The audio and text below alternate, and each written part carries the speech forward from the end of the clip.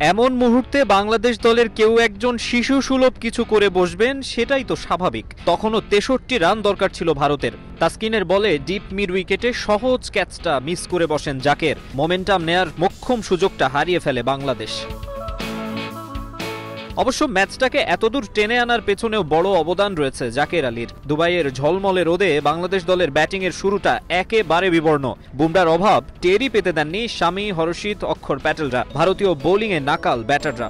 ৩৫ রানে প্যাভিলিয়নে ৫ জন। রানের খাতাই খুলতে পারেননি সৌম্য, মুশফিক আর ফর্মের খোঁজে হাপিত্তেশ করতে থাকা অধিনায়ক শান্ত।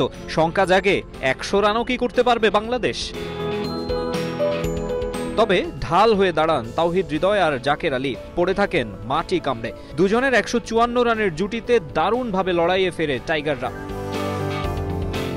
পায়ের মাংসপেশিতে টান খাওয়ায় একাদশে ছিলেন না ইনফর্ম মাহমুদুল্লাহ। পরিস্থিতির দাবি মেটাতে একটু স্লো খেললেও ওই পজিশনে দায়িত্বটা ঠিকঠাক পালন করে ৬৮ রানের ইনিংস খেলে ফেরেন জাকের। অন্য প্রান্তে লড়াই চালিয়ে যান হৃদয়। ক্র্যাম্প নিয়েই খেলেন হার নামানা ইনিংস। তার আন্তর্জাতিক ক্যারিয়ারের প্রথম সেঞ্চুরির মঞ্চটা হয়ে রইল চ্যাম্পিয়ন্স ট্রফির ভারতের বিপক্ষে ম্যাচ। তার ১১৮ বলে ১০০ রানের ইনিংসের সঙ্গে শেষ দিকে রিশাদের ১৮ রানের ক্যামিওতে স্কোরবোর্ডে জমা হয় ২২৮ রান। শামি নেন ৫ উইকেট।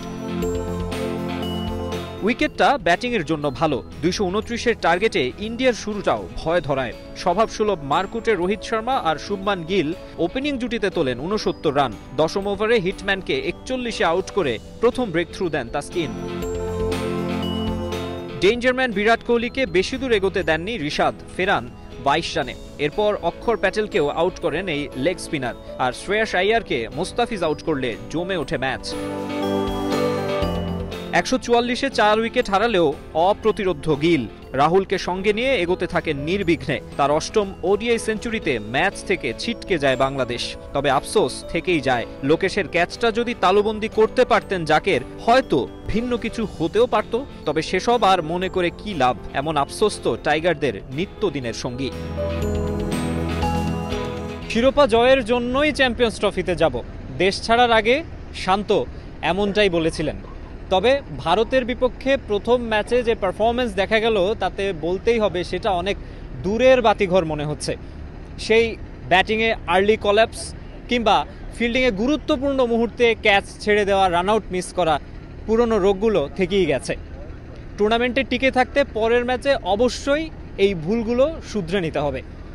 দুবাই আন্তর্জাতিক ক্রিকেট স্টেডিয়াম থেকে মাকসুম আলম খান, সময় সংবাদ, সংযুক্ত আরব আমিরাত।